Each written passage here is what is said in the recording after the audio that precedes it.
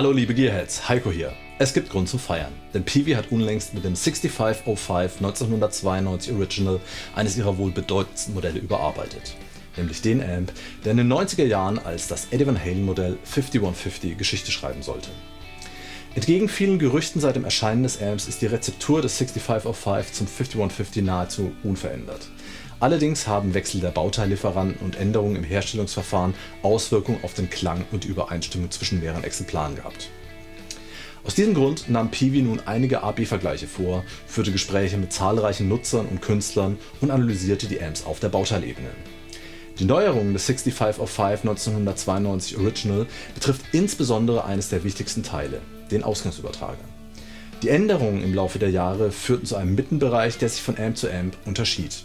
Nun hat das Forschungs- und Entwicklungsteam von Peavey einen Ausgangsübertrager designt, der den druckvollen Klang des Made in USA Blockletter-Originals liefert.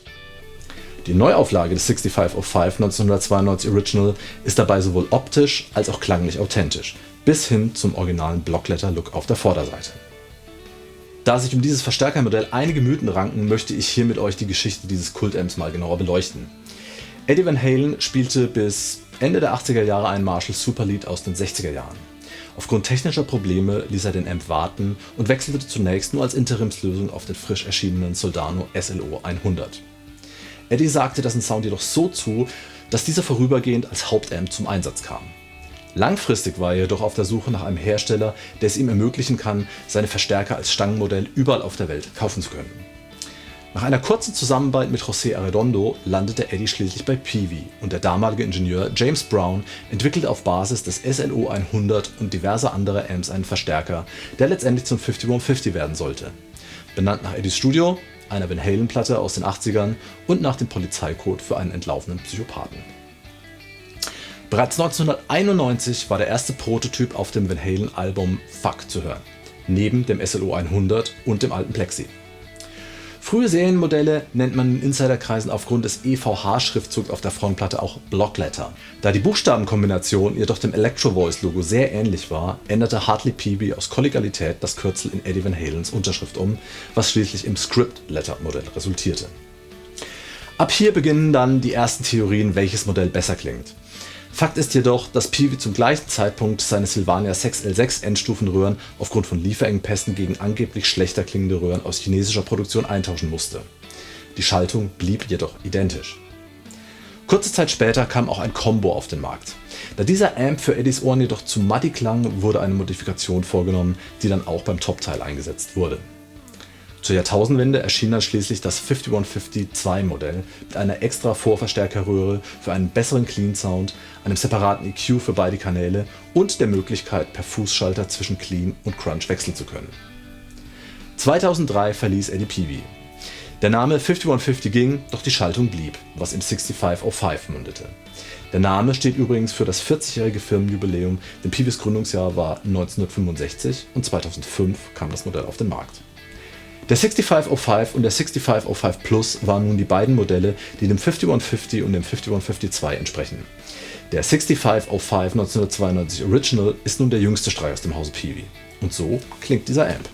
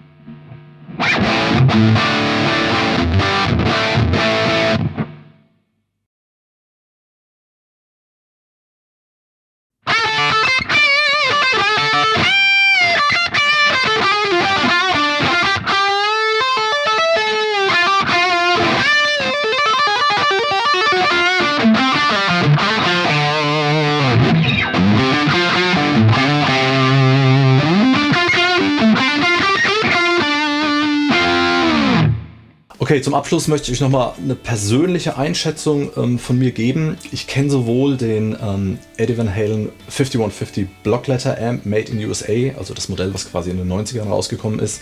Ich kenne die 6505 Made in China Variante, also quasi das Vorgängermodell von dem jetzt neu erschienenen 1992 Original. Und ich habe den 1992er jetzt gespielt. Für meinen Geschmack hatte der Original Blockletter einen etwas angenehmeren Mittenbereich. Irgendwie klang alles so ein bisschen mehr gescoopt, mehr ear-pleasing und ein bisschen kultivierter. Das war eine Nuance, die meiner Meinung nach dem Vorgängermodell 6505 Made in China etwas gefehlt hat. Und tatsächlich ist genau dieser Mittenbereich der mir jetzt wirklich am stärksten bei diesem 1992er Original aufgefallen ist, wie unglaublich nah der an dem Blockletter liegt. Also für mich ist da nicht wirklich ein signifikanter Unterschied zu hören. Allerdings ein sehr deutlicher Unterschied zu dem 6505 in der Standardversion. Betrachtet man jetzt den Preis, muss man ganz klar sagen, ja, der 1992 Original geht teurer über die Theke als der 6505 in der Vorgängerversion. Allerdings muss man sagen, dass der aufgerufene Preis immer noch extrem fair ist für einen Röhrenamp, der 120 Watt hat und so eine Klangqualität liefert. Aus meiner Sicht kann ich eine klare Kaufempfehlung aussprechen, vor allem für Leute, die sehr auf den Blockletter Sound und auf die frühen 5150 Sounds gestanden haben.